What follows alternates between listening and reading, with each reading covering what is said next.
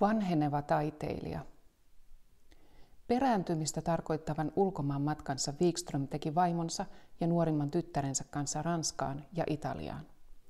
Kuten monesti aikaisemmin ja tämän jälkeenkin, jolloin matka saattoi ulottua kauemmaksikin, muun muassa Kreikkaan ja Turkkiin, hän kävi ahkerasti taidemuseoissa ja näyttelyissä valppaana seuraten uudemman taiteen kehitystä. Mutta osan ajastaan hän tällä kertaa omisti kokonaan lepoon asettumalla muutamaksi kuukaudeksi Ranskan Rivieralle Välimeren rannalle. Sekä ruumiillisesti että henkisesti täysin virkistyneenä hän alkukesällä 1927 palasi Visavuoreen. Tuntui siltä, kuin työtarmokin olisi palannut henkisen tasapainon mukana. Paitsi sitä, että hän joka päivä teki monta tuntia työtä ateljeessa, Visavuoren professori oli varsinkin iltapäivisin ahkerassa touhussa ulkosalla. Wikström alkoi sinä kesänä raivata mäkeen kivikkopuutarhaa. Yksin hän kuokki kamaraa, siirteli kangen avulla suuria kiviä sopiville paikoille ja kaivoi somasti kiemurtelevia pikkukäytäviä. Tämä touhuaminen tuntui häntä muun työn lomassa erikoisesti viehättävän. Ai, kuinka tämä tekee hyvää, hän virkkoi ojentautuessaan lapionsa varteen nojaten kesken työn. Kyllä siitä ihmisen pitää olla houkka, kun lähtee täältä kaupunkiin herrastelemaan. Mene ja tee siellä sitten hyvää työtä, kun kaikki on rikkinäistä. Kauniina kesäisenä päivänä raivaaja saattoi pitemmäksikin toviksi panna syrjään lapionsa ja kankensa pysähtyäksensä ihailemaan ympäristöä. Järven peilityven pinta, auringon läikät honkien rungoissa ja oksissa, käpylinnun pikkupyrähtelyt ja kaakkurit selillä huutavat pitkiä poutia. Ei luonnon lumoama huomaakaan siihen hänen työmaalleen tullutta halkojen pilkkoja miestä, niin että vasta tulleen ääni miltei hätkähdyttää. Rohvessori se vaan vääntelee noi isot kivetkin. Välistä väännän, välistä lepään. Ihan piti pysähtyä tässä katselemaan. Eikös osaa olla kaunis?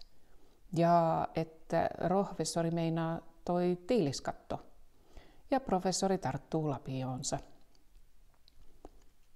Visavuoren kivikkopuutarha tuli erittäin viehättäväksi jo 2-3 vuoden kuluttua, kun sinne Kaukasusvuoristosta tuotu kasvillisuus oli päässyt versomaan. Näistä kasveista pidettiin mitä parhainta huolta, ja niiden vaalia seurasi tarkoin syksyisin ja keväisin, mikä kiven vieri tai kannon kylki oli viihtyisin millekin kasvilajille. Paikallinen villi sekä viljelty kasvillisuus kävivät kuitenkin ankarasti uusien tulokkaiden kimppuun kuin yhteisestä sopimuksesta, ja vaikea oli perkaus toiminkin pitää tätä taistelua tasapainossa.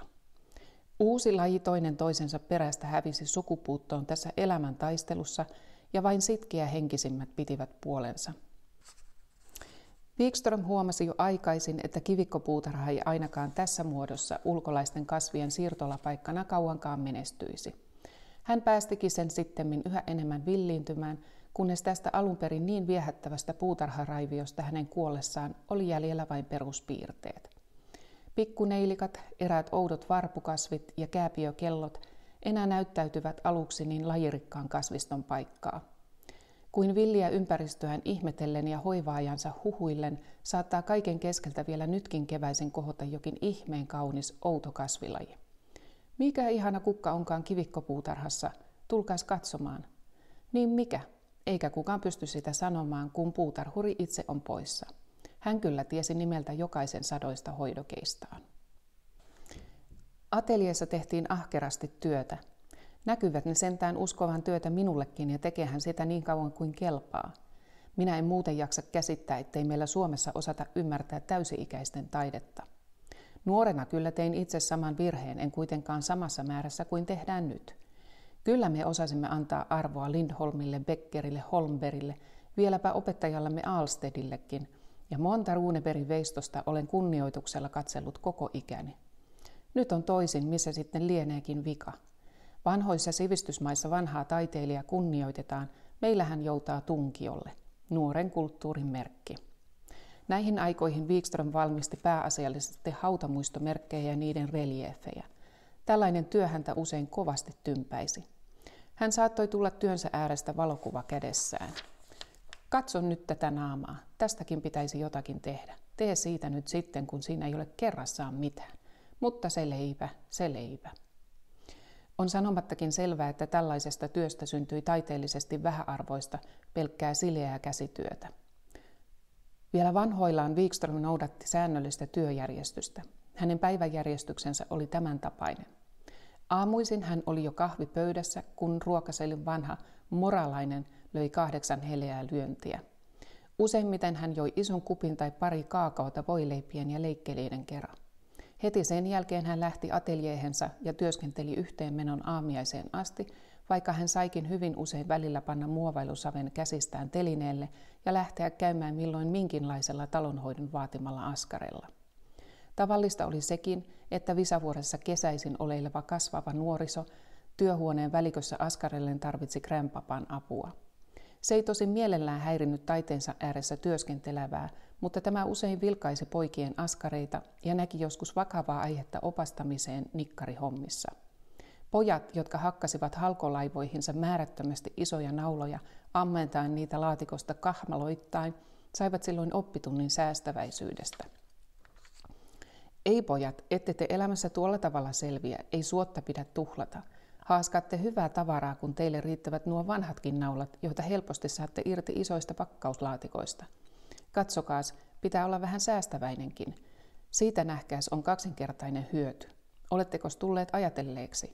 Teiltä säästyvät kokonaan nämä uudet naulat, mutta ei siinä kaikki. Voitte ne käyttää johonkin tarpeelliseen, mihin muuten olisi ostettava nauloja. Sehän on kaksinkertainen säästö, eikö olekin? On ihan samoin rahankin kanssa. Hyödytte paitsi sitä, että raha on jäänyt tuhlaamatta, vielä sen, että samalla rahalla voitte ostaa muuta. Muistakaa, kun tulette isoiksi miehiksi. Jos teillä kuukauden lopussa on palkastanne säästettynä 10 markkaa, niin te olette rikkaita, mutta jos teillä on silloin velkaa saman verran, niin olette köyhiä. Elämän opetuksiinsa Wikström yleensä sovellutti mielellään havaintoesimerkkejä työmiehille, esimerkiksi tämän tapaista. Isäntä oli perjantaina Visavuoressa sopinut työmiesten kanssa siitä, että saunarannassa korjaustyöt aloitettaisiin maanantaina, jolloin miesten piti olla paikalla kello 7. Päästiin maanantaihin. Sopimuksesta kiinni pitäen Wikström oli rannassa jo ennen määräaikaa. Hänen odotettuaan puolisen tuntia ei vielä ollut yhtään työmiestä paikalla, eikä ollut vielä 8:00. Turha odotus ja yhtä turha odotus kertaantui tiistai-aamuna. Kaipa oli jotain odottamatonta sattunut. Perjantaina, siis viikon kuluttua sopimuksen teosta, Wikström sattumalta menee rantaan ja näkee ihmeekseen, että siellä seisoskelee 3 miestä. No, mitäs te täällä seisoskelette? Ja tapansa mukaan professori menee kättelemään miehiä. Ei me oo uskallettu tässä ominpäin alkaa, me oo otettu professoria jo 7 asti. Hyvät ihmiset, yli 2 tuntia. Ettekä tulleet minulle mitään sanomaan. Mistä minä tiesin, että te tänään täällä odotitte, kun selvästi sovittiin maanantaista? Niinhän se silloin puhuttiin, mutta ei meitille kaikille silloin sopinut. Nyt vasta päästiin. Ja te luulitte, että minä olen täällä joka aamu teitä odottamassa, vai miten? Kun työvaki aina sanoo, että he ovat orjia, niin sanokaas nyt rehellisesti, ken tässä on enemmän orja, tekö minun vai minä teidän orjanne? Ja miksi te ette lähettäneet minkäänlaista tietoa esteestänne? Me arveltiin, että kyllähän professori osaa arvata, ettei me ole päästy, kun ei ole tultu. Ja tänään minun olisi pitänyt arvata, että te pääsette, ettei olisi mennyt 2 tuntia 3 mieheltä hukkaan. Mutta taitaa olla sellainen tapa täällä Hämeessä. Siihen juttu jäi ja ruvettiin töihin. Visavuoren aamiainen syötiin kello 12 ja kahvi juotiin välittömästi sen jälkeen. Wikström istui silloin tavallisesti keinutuolissa ja mietiskeli sikariaan poltellen. Siinä tuolissa on kehittynyt ajatuksissa hyvin moni sittemmin näkyvän hahmon saanut taideteos. 60 vuotta täytettyään hän kuitenkin päätti lopettaa tupakoimisen kokonaan terveyttäin haittaavana, ja tämän päätöksensä hän ankarasti sitten pitikin. Nyt vanhemmilla päivillä silmät saattoivat mennä huomaamatta umpeen ja tulla pieni torkahdus, mutta keittiöapulainen on tullut ovelle kysymään jotain, ja miltei hätkähtäen torkkuu ja herää ja lähtee järjestelemään talousasioita. Vanhuuttako lienee vain mikä, kun raukaisee niin yhtäkkiä? Joskus kahvitauko venyy yhteiseksi jutteluhetkeksi postin tulon saakka. Näin on varsinkin kesäisin, kun kahvipöytä on katettu pihanurkkaukseen riippakoivun ja sembramännyn oksien varjoon. Kesken perheen vilkkaan keskustelun tupsahtaa pihan varjoiselta käytävältä postityttö polkupyörineen. Talon vieraanvarainen emäntä on huolehtinut siitä, että pysähdystuokiona postikin saa kahvikupposensa tai mehua. Lehdet professori vilkaisee nyt vain päällisin puolin ja tutustuu niihin tarkemmin vasta illalla. Hän ei malta kuitenkaan jättää lukematta kirjeitä, jotka joskus tuottavat iloisia yllätyksiä herättämällä mielessä monia vanhoja rakkaita muistoja. Kas Dörnberger se jaksaa muistaa säännöllisesti ja suu hymyntapaisessa kirjeensaaja lukee vanhan ystävän uutisia. Sama tuntuu olevan velikulta, väittää, ettei hän koskaan vanhaksi tulekaan.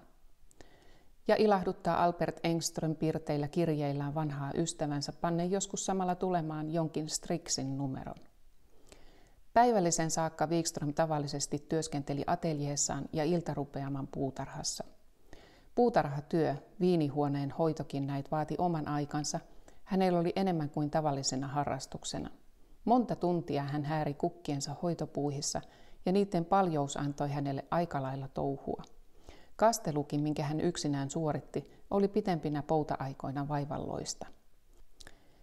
Kesän kuumimpana aikana taiteilija saattoi iltapäivisin suoda itselleen pitemmänkin lepohetken perheensä piirissä, jolloin istuttiin Pohjoiskallion somassa vilpoisessa huvimajassa.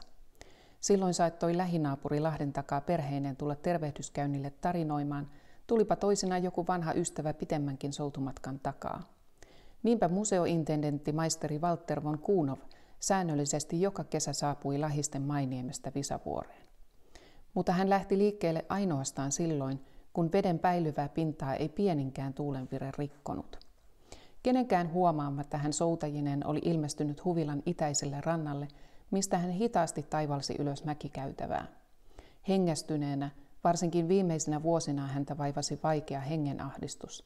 Hän tuli pihaan, tuostakin pysähtyen kuivaamaan hikeä otsaltaan ja olkihatulla leyhyttämään vilvoittavaa ilmaa kasvoilleen.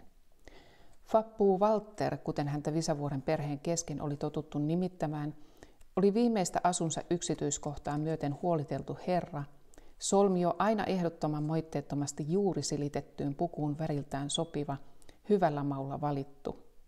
Hän oli herrasmieslajia, jota on vaikeaa yhdistää nykyiseen aikaan. Hän oli aina tervetullut vieras ja koko hänen lämmin, pehmeän sydämellinen olemuksensa sopi erinomaisesti tuollaiseen rauhallisen kesäillan kotoisen rattoisaan tunnelmaan ihanan luonnon keskellä.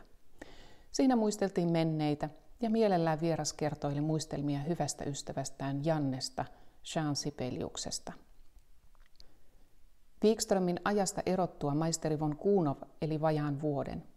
Oli silloinkin juuri tuollainen sydänsuven kirkas peilityven, kun laiva lippupuolitangossa äänettömästi lipui Lahisesta kohti Kirkkolahtea. Fappuu Walteria siinä saateltiin sukunsa pariin kirkkotarhan multiin kätkettäväksi. Kesäiltaisin Wikström usein istui tai seisoi kaiteeseen nojaten takaparvekkeella ihaillen auringonlaskua. Silloin hän kernaasti palautteli mieleensä nuoruutensa aikoja. Noitakin rantoja, ei sitten ainutta ihmisasuntoa. Ja samanlaista ihan muuttumatonta se on ollut jo 40 vuotta. Joku venhe vesillä silloin tällöin, kuten nytkin, siinä kaikki. Ja samanlaisen maiseman näkee seuraavakin sukupolvi, kun aika meistä jättää. Kyllä Suomessa vielä tilaa on.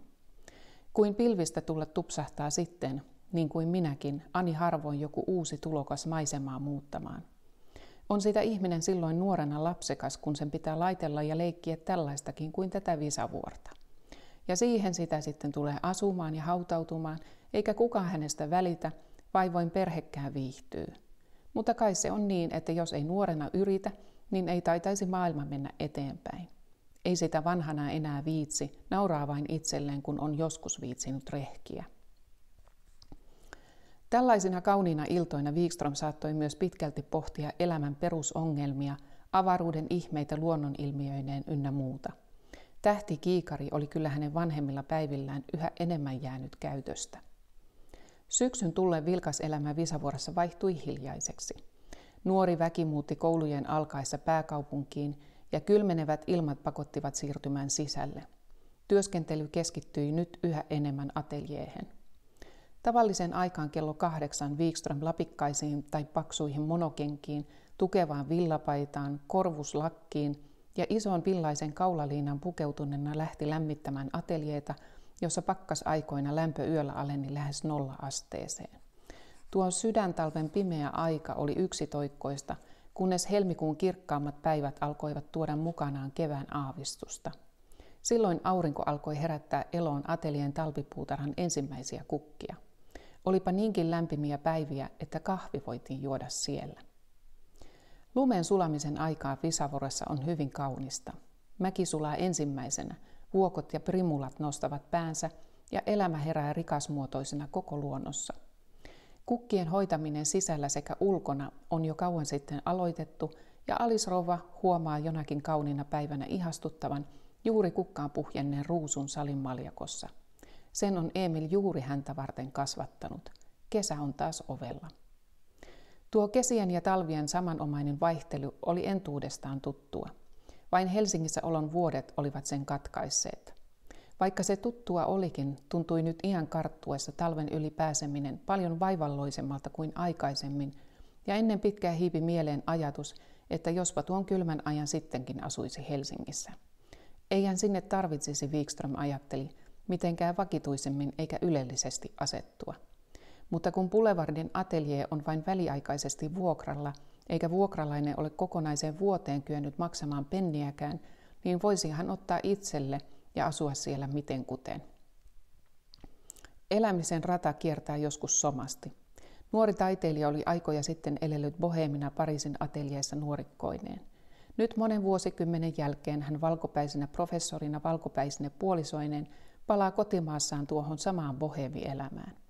Monitaitoinen Lahden Kalle lähtee maalta Helsinkiin ja nakuttelee ateljeihin parvekkeen portaineen, kannatinpylväineen ja sopivilla huonekaluilla, verhoilla ja pikkuesineillä koristettuna tuosta asuntoateljeesta tulee oikein hauska, Visavuoren verrattuna tosin Ylen vaatimaton pikkukoti.